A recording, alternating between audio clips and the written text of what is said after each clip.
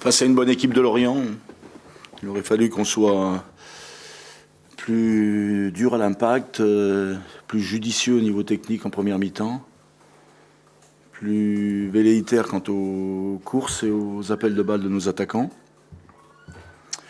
Toutefois, on a cédé sur un penalty. Voilà. Que dire? Deuxième mi-temps, c'était mieux. Malheureusement, on prend un but au mauvais moment où on revient dans la partie. Après, c'est une affaire d'impression. Voilà. Un penalty qui me semble généreux, le premier. Parce que c'est bien sur cette action-là que les Lorientais ont marqué leur premier but. Et puis un penalty qui me semble oublié sur Youssef Adnan. Et encore une fois, c'est peut-être un manque d'objectivité. Je vais attendre de revoir les images pour me faire une idée plus précise. C'est un peu le même sentiment qu'après le match de Bastia, même si Bastia c'était vraiment différent au niveau du jeu. Beaucoup de regrets quand même malgré tout, surtout avec ce but de détail en fin de match. Oui, on ne peut pas se nourrir de regrets. Garder confiance, tout se jouera dans les têtes. La lutte va être intense et c'est l'équipe qui sera le plus armée au niveau psychologique qui, parmi celles qui sont en course pour la relégation, c'est donc les équipes qui seront les plus armées psychologiquement qui réussiront à rester en Ligue 1. Donc il faut continuer à travailler, espérer que nous ferons à l'avenir deux mi-temps pleines. Espérer également qu'à l'instar de ce que j'ai vu contre Ajaccio, eh bien, quand les buts sont valables, qu'on nous les accorde. Et puis que les décisions arbitrales tournent en notre faveur, même si, encore une fois, je vais prendre le temps de la réflexion et surtout, je vais revoir les images pour me faire une idée plus précise, mais à entendre les garçons dans le vestiaire, il m'a semblé qu'ils étaient victimes d'une injustice. C'est très difficile d'arbitrer parce que il faut prendre des décisions instantanément. Et même si ce soir j'ai un doute, je me garderai bien de critiquer le corps arbitral. Voilà. Et on doit ne compter que sur nous-mêmes. Tu parles de l'aspect psychologique. Tes joueurs, tu les sens comment après ce match? Là, je pense que ce soir, il faut se rendre compte que les garçons sont abattus. Et il faut s'attacher à leur redonner confiance. Voilà, c'est d'insister sur les points positifs parce que malgré tout, même s'ils sont tardifs, ils ont le mérite d'avoir existé. Encore une fois, je le répète, il n'aurait pas fallu prendre le deuxième but sur une touche où on est absent des débats. Puis peut-être que le sort du match aurait été tout autre. Voilà, donc continuer à espérer, continuer à travailler. En fait, c'est pas nouveau pour nous parce que c'est depuis le début de la saison que nous savons que celle-ci serait difficile. Et encore une fois, il n'est pas question de désarmer. Il reste 39 points en jeu, de nombreux matchs à disputer. Et avec le bon esprit qui règne dans le groupe, avec cette opiniâtreté, avec un soupçon de chance, avec une amélioration du jeu qui doit être plus constante que ce que j'ai vu en première mi-temps. Encore une fois, aucune raison de douter. Voilà, avancer, préparer sereinement la réception de Montpellier, et puis être convaincu que c'est au niveau psychologique aussi que le tout se jouera. Il ne faut pas dramatiser justement. Qu'est-ce que tu veux dire? C'est parce que tu n'as pas pris le... Voilà. Non, encore une fois, pour moi c'est une affaire d'impression. Voilà. Donc la première mi-temps, non. On a trop subi. Je voulais qu'on couple les angles de passe aux Lorientais. Ils sont réputés pour leur jeu redoutable et efficace. Nous avons cédé que sur un penalty, donc je redis ce que j'ai dit tout à l'heure pour toi. Un penalty qui me semble pas si net que ça. Puis ensuite, la faute sur Adnan en fin de partie me semble également potentiellement sifflable. Si le premier est sifflé, le deuxième doit l'être. Voilà, c'est mon avis, mais encore une fois, je vais revoir les images pour ça. Là, il me semblait que les Lorientais étaient vraiment trop nombreux ce soir.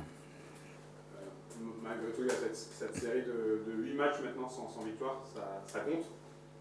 Et si les résultats avaient été tout autres, on n'en serait pas là aujourd'hui. Donc à quoi sert-il de se lamenter? Voilà. Moi, je prends le parti de répéter. Comme c'est inscrit sur ton dossard, il reste 39 points à prendre. Voilà, 39, c'est pas mal. C'est beaucoup.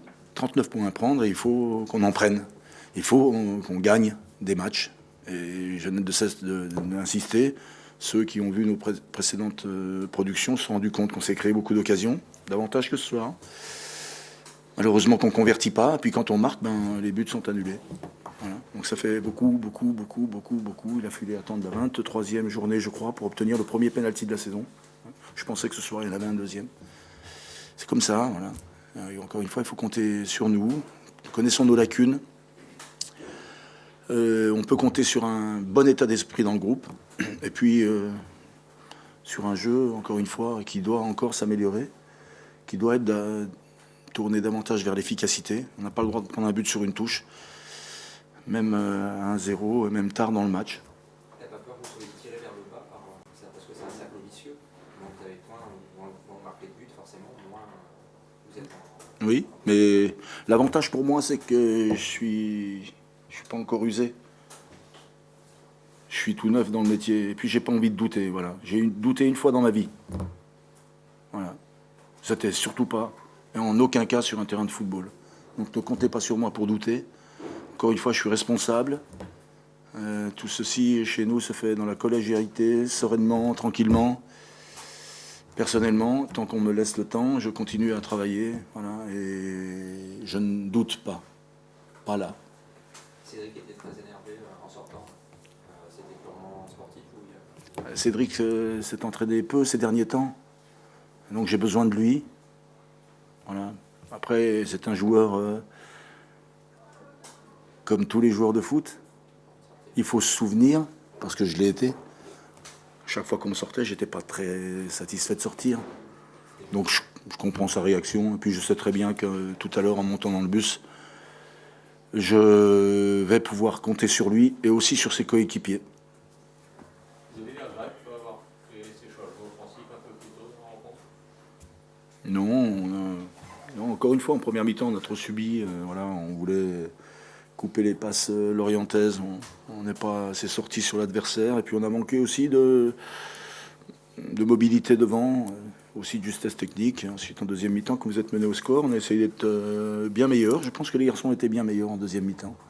Mais encore une fois, c'est sur un coup du sort, parce que si nous tournons à 0-0, je pense que le match est différent. Voilà. Venir et partir la fleur au fusil ici à Lorient, c'eût été du suicide, à mon avis. Voilà. Félicitations à Christian Gourcuff, parce que le travail accompli est vraiment de grande qualité. Et je lui laisserai faire l'analyse quant au jeu de l'ETG. Le match, on est content que ça se termine. Comme souvent, hein. Comme souvent, oui.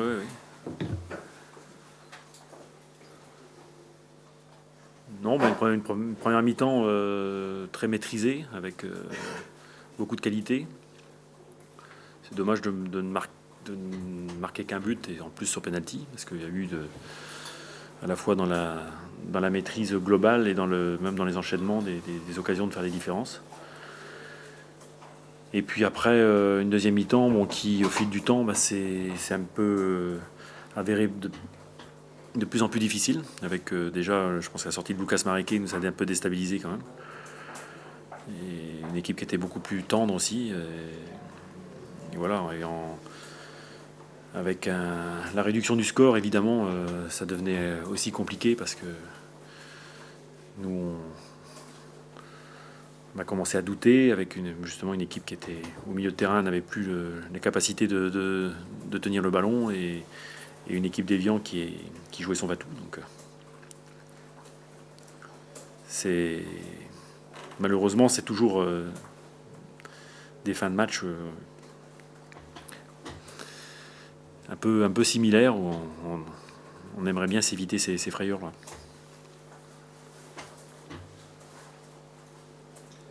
Là, ça s'explique ponctuellement justement par des nombreux remplacements.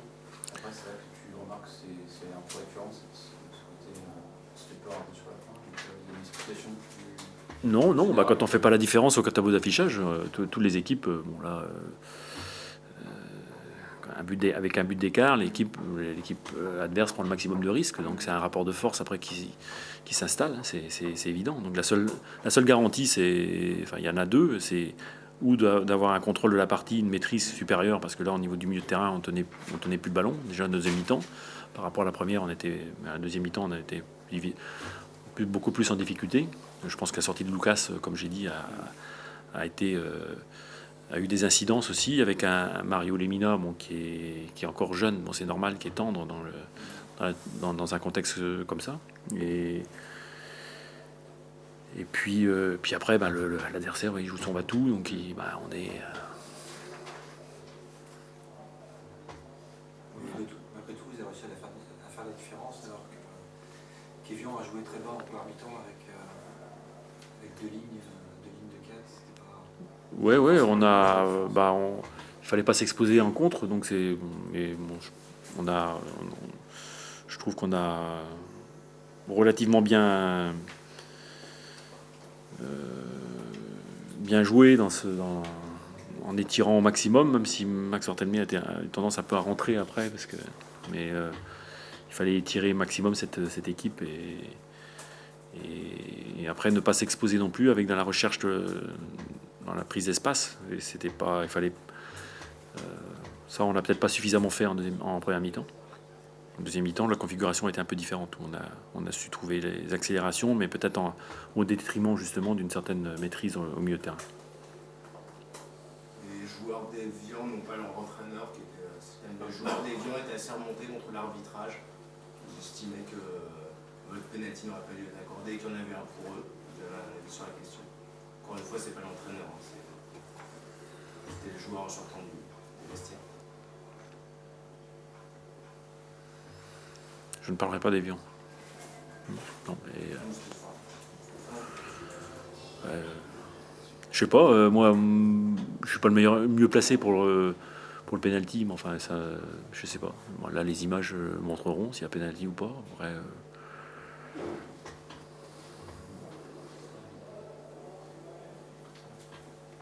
pas très évident. Pas forcément. Enfin, dans les images, mais bon. Mais Puel, la semaine dernière, a dit que c'était pas un arbitrage. J'ai revu après. Donc je pense qu'on a tous des problèmes. Hein.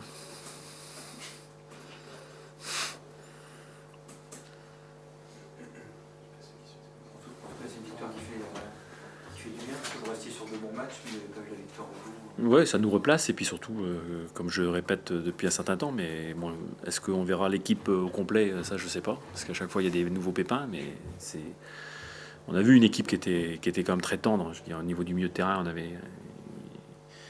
c'était évidemment, mais comme Greg Bourillon, forfait de dernière minute, Lucas qui fait qu'une mi-temps et qui est diminué. Benjamin Cornier, Alain Traoré, enfin, je fais toujours référence aux absents, mais c'est évidemment dans ce secteur de jeu, dans la maturité, évidemment, il nous manque quelque chose. Donc c'est pour ça que on peut pas reprocher à Mario Lemina d'être un peu plus fébrile, évidemment, même Enzo Real, pas le petit Abou qui rentre aussi dans ce contexte-là. Donc ça c'est pas. Mais justement faire un résultat dans ces conditions-là, c'est quand même très très bien, avec un flanc gauche qui est extraordinaire.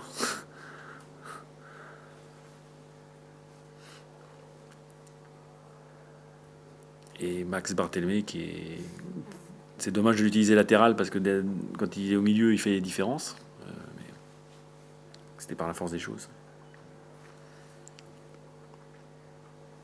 sens pas complètement satisfait ce soir? J'ai pas l'air. Oh. Vous me connaissez pas alors parce que.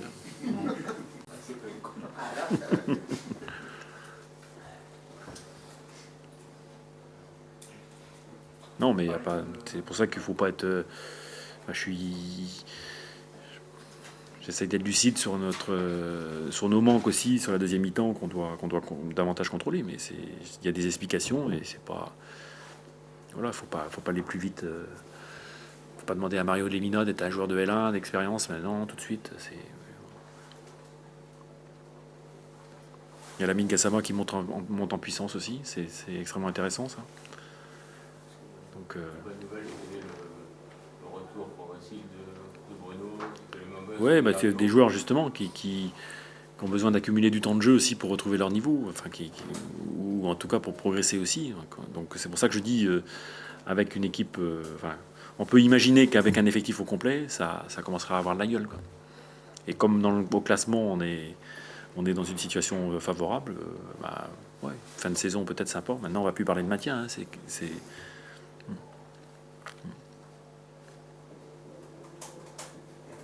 c'est aussi, voilà, c'est un soulagement, ça, quand même, aussi. Même si le début de saison s'est bien passé, là, maintenant, voilà, il y a déjà un problème sur le Ouais. l'année dernière, là, Depuis un certain temps, je parle plus de maintien, Non, mais bien sûr. bon, c'est la confirmation. Mais le fait, c'est plus facile de gérer ces matchs-là quand on a 36 points plutôt que d'être en galère comme l'année dernière où la fébrilité à ce moment-là, elle est complètement décuplée. Ouais. C'est dommage aussi que qu'on a l'occasion de marquer le deuxième but hein, avec Jérémy Aladir sur le. Bon, je pense que ça c'est aussi des. Alors, même si on peut pas concrétiser toutes les occasions, mais c'est des moments qu'il faut savoir aussi bien négocier pour se mettre un petit peu plus à l'abri, quoi.